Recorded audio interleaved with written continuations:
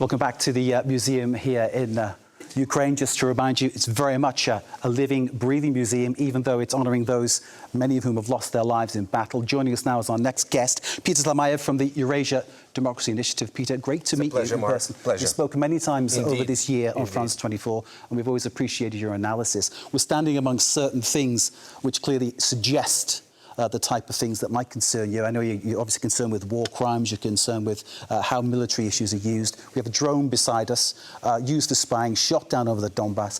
An interesting paint job done in traditional Ukrainian fashion to kind of, I don't know, make it seem like a more humble and domestic thing. But nonetheless, these kind of things,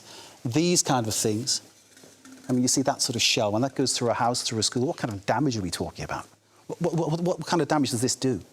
I mean, this would probably take out an entire room, you know, and this reminds me of the fact that something we overlook, I mean, as the war goes on, just the staggering environmental damage that it has caused Ukraine. Even, you remember, General Chancellor Scholz said a few months ago that just to demine Ukraine will take tens of decades, you know. I mean, the toll is staggering on people, on the environment, on animals, on air, on everything.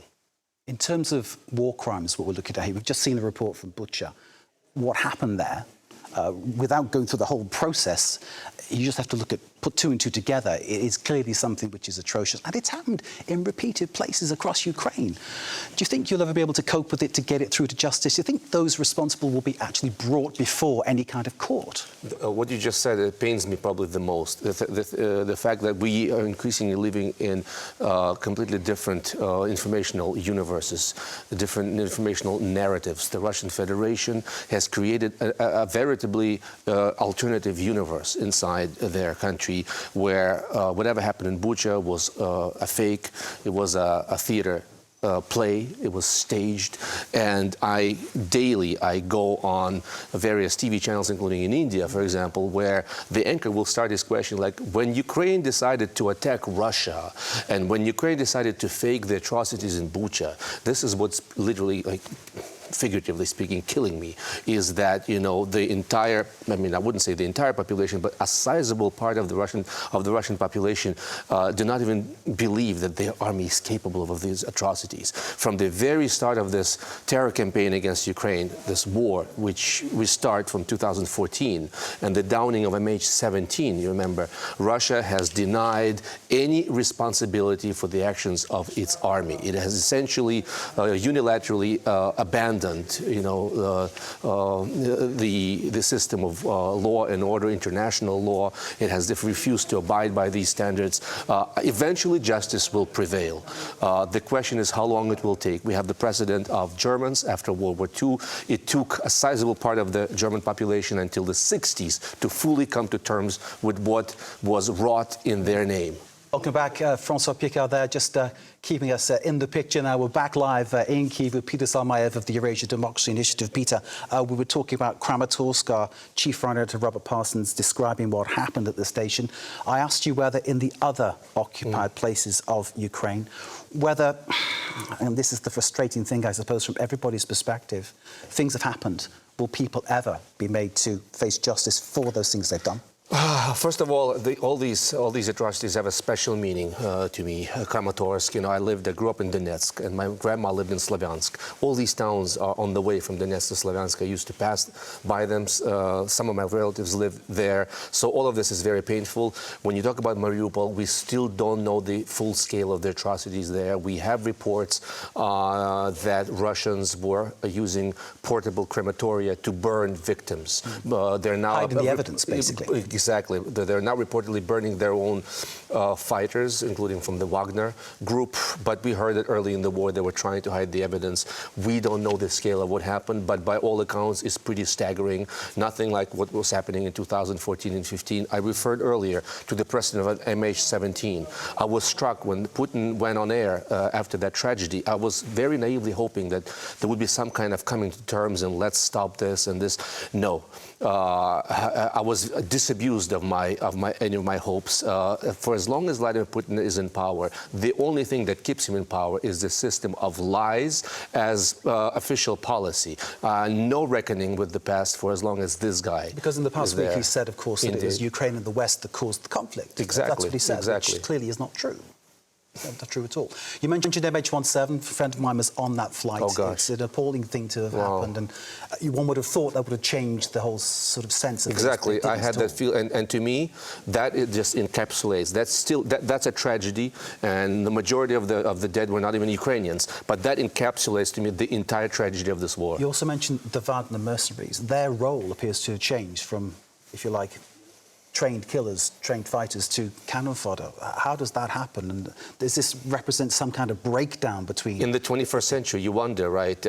And we are seeing this breakdown and these guys coming to blows with the regular army, etc. And Ukrainian officials have said things to the effect that we kind of welcome that. It shows that there's disarray, and it really exposes Vladimir Putin for not just the ineptitude of this campaign, but the fact that he never even prepared his populace, despite the propaganda for this war. You know, the generals went in without knowing the scale of what was awaiting them. A lot of soldiers didn't even know they were in Ukraine when they were sent there. And I think that's all you need to know about, you know, this operation and the way it's been, you know, prosecuted. And this, I think, the deep inside, the shame of the soldiers themselves, of the generals, and maybe even Vladimir Putin, the deep down the understanding that this is not a righteous war. This is not anything like World War II. This is fitting that we're meeting here in this World War II museum that's been converted into the museum of, you know, the heirs of the invading army. It's now the Russians who are playing the role of the invaders. You know, the irony is very thick, and you know, I think deep down Russians understand that this is not a righteous war. I mean, at least that's my hope. Maybe I'm naive once again. But, I mean, you have to sort of cling to some sort of, you know, humanity, even in your enemy. If we're ever to come to terms with each other, if we're ever to live in peace again, it can only come through reconciliation and coming to terms with the past. Coming to Ukraine, something that, of course, many people have been asking for and many people will be applauding. Is this going to be enough? President Zelensky is saying today resources are needed to have battlefield advantage. Will the Allies deliver?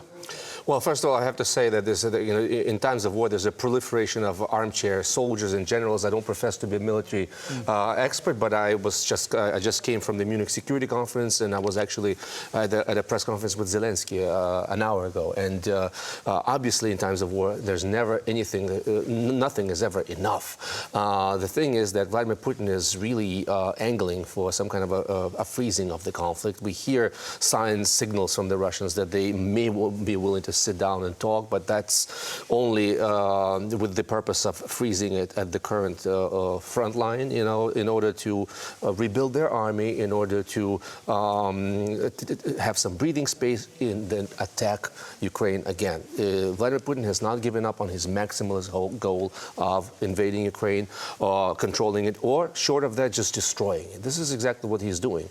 And so the argument is that Ukraine needs to get as many weapons and as fast as possible to be able to stage a successful counteroffensive, maybe break through this land corridor that leads from Russia to the Crimea, and reach some kind of a state from where it would be advantageous for Ukraine to sit down and talk. Right now, we're just simply not there. And so the argument is get Ukraine as much as possible. Stop worrying about Putin's red lines. If Ukraine needs F-16s, give them F-16s. Start training pilots. Give them ATACMS. You know, stop worrying about Putin's intentions.